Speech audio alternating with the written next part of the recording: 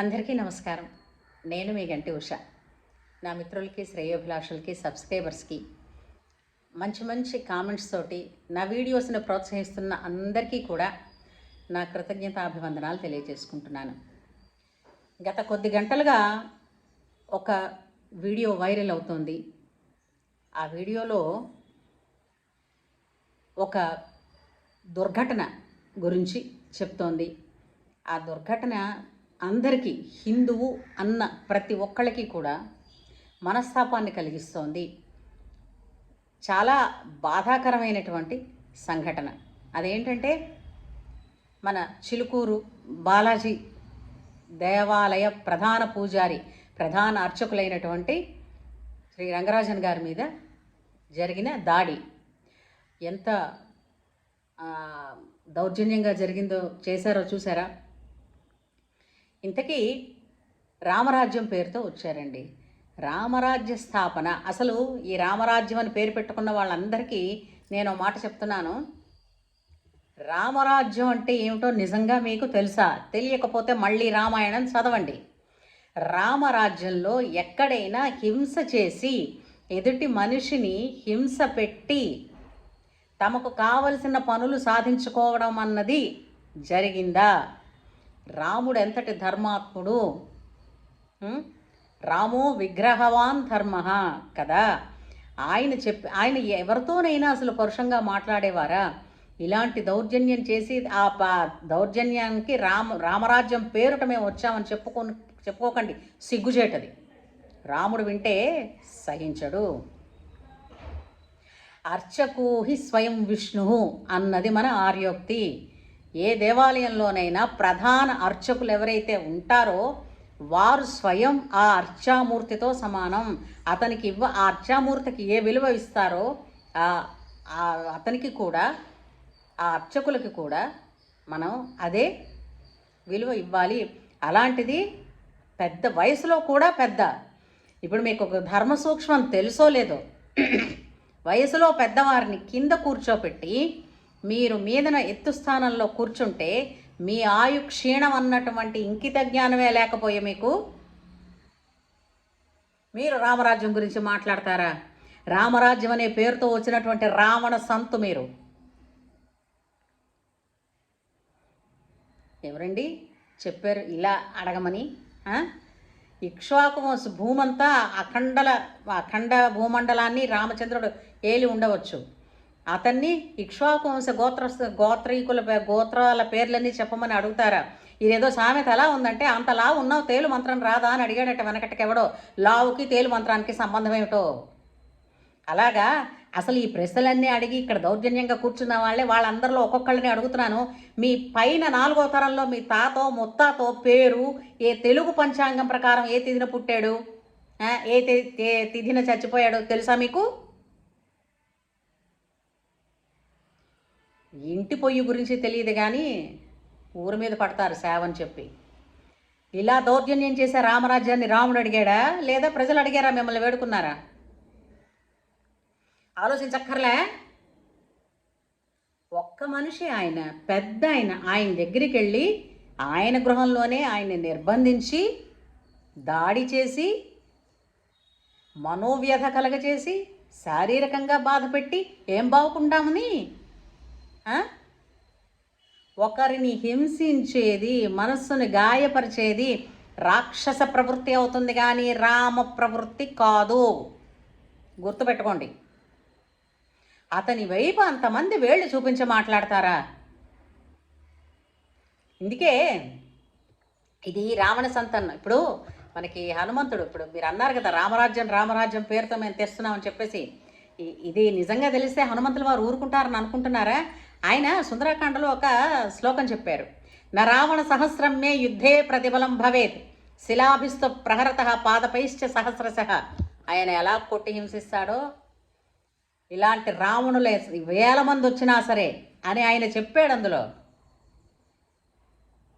హింస పెట్టే ప్రవృత్తి దానవ ప్రవృత్తి అండి, అది మంది కాదు. అసలు మనం ఏంటంటే బయట వాళ్ళ నుంచి వచ్చే పోరు గురించి చూస్తామా, మనలో మనమే కొట్టుకు చేస్తామా? ఇంకితం ఉండాలండి, ఇంకితం. రామరాజ్యాన్ని స్థాపించుకోవడానికి ప్రతి మనిషి హృదయాన్ని రామరాజ్యంగా భావిస్తే ప్రతి పువ్వు అంటే ఇంటికో పువ్వు అయితే ఈశ్వరుడికో దండ అన్నారు కదండి.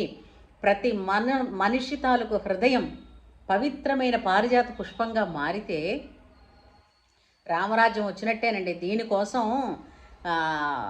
డబ్బులు, తర్వాత మనుషుల దౌర్జన్యం చేసేది రామరాజ్యం ఎక్కడైందండి? రాముడు అయోధ్యలో లేకపోయినా రాముణ్ణి బతిమాలి తీసుకురావడానికి భరతుడు సమస్త సైన్యంతో, సమస్త ప్రజానీకంతో, సమస్త పశుపక్షాదులతో సైతం మొత్తం అయోధ్యని ఖాళీ చేసుకుని అడవికి వెళ్ళిపోయినా అతను తిరిగి మళ్ళా అయోధ్యకి వచ్చే వరకు కూడా ఆ అయోధ్య సింహాసనంగానే అయోధ్య సరిహద్దుల్లో ఎవరో అడుగుపెట్టలేకపోయారు. ఎందుకని? రాముడంటే ఉన్నటువంటి గౌరవం, భయం. అలాంటిది ఆయన రాజ్యం కోసం ఆయన ఎవరినైనా ఏదైనా అడుగుతాడా? అవసరమా? రామనామం ఒక్కటే చాలు కదండి, ఏదైనా తెచ్చిపెడుతుంది. దానికోసం ఇతరులను హింసించ తగునా? అందులో వేద విధులని, దైవాన్నే నమ్ముకుని జీవనాన్ని సాగిస్తున్న వాళ్ళు పూజ్యులండి.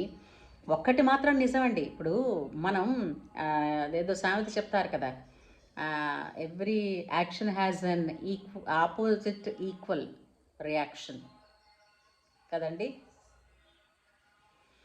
అంతకన్నా ఎక్కువే ఉండొచ్చు.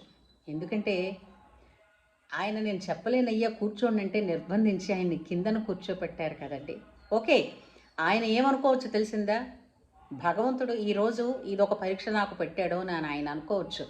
కానీ ఆయన మనస్సు ఎంత వ్యధ చెంది ఉంటుంది ఆ క్షణంలో అన్నది హిందూ రాముణ్ణి దేవుడుగా నమ్మిన ప్రతి ఒక్క హృదయానికి తెలుసు. ఇప్పుడైనా మేలుకొండరా హిందువులారా. హిందువులమే అని చెప్పుకుంటూ రామరాజ్యం అని పేరు పెట్టుకుంటూ హింసని ప్రచారం చేయకండి దయచేసి. మనందరం రాముని రాజ్యానికి వారసులమే.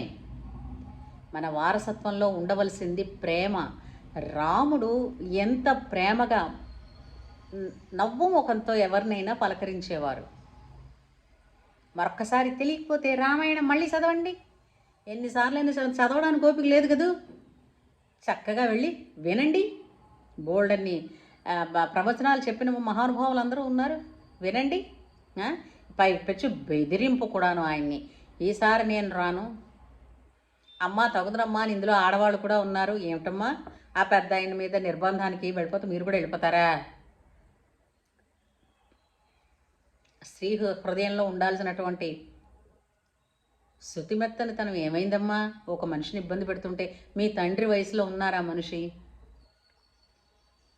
ఆలోచించండి.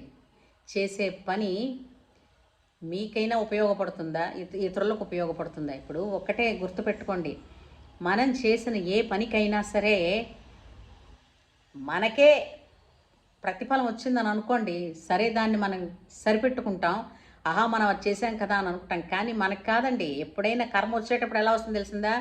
మీరు ఆస్తి కూడబెట్టి మీ పిల్లలకి ఇస్తున్నాను అనుకుంటున్నారు. ఆస్తితో పాటు మీరు చేసిన పాపాల ఫలితం కూడా మీ పిల్లలకే వెళుతుంది. ఇది ప్రకృతి ధర్మం. ఎవరికైనా చెప్తున్నాను, వాళ్ళ పిల్లలు అపురూపం కదండి. వాళ్ళ పిల్లలు ఏమైనా ఇబ్బంది పడితే చూడగలరా? లేరు కదా. అలాంటప్పుడు తెలుసో తెలియకో ఇలాంటి వాటిల్లో పాల్గొని పాపాన్ని మూటగట్టుకోకండి. ఎందుకంటే ఇది ధర్మ విరుద్ధం. మీరు అతని గురించి ఏదైనా మాట్లాడాలి, ఆయనతో ఏదైనా తెలుసుకోవాలి అనుకుంటే దేవాలయానికి వెళ్ళండి. అసలు అంతమంది వెళ్ళడం ఎందుకు? అంతమంది అనుకోకుండా పిలవని పేరెంటంలో వస్తున్నారు అనేసరికి ఒక మనిషికి భయం వేస్తుంది కదండి. ఆ క్షణాన ఆయన మనస్సు పడిన వ్యగ్రత ఎంత బాధాకరమైనదో మీకేం తెలుసు. అంచేత రామరాజ్యం పేరిట రావణ చర్యలు చెయ్యొద్దని సదరు వ్యక్తులందరికీ కూడా సవినయంగా మనవి చేస్తున్నాను. స్వస్తి.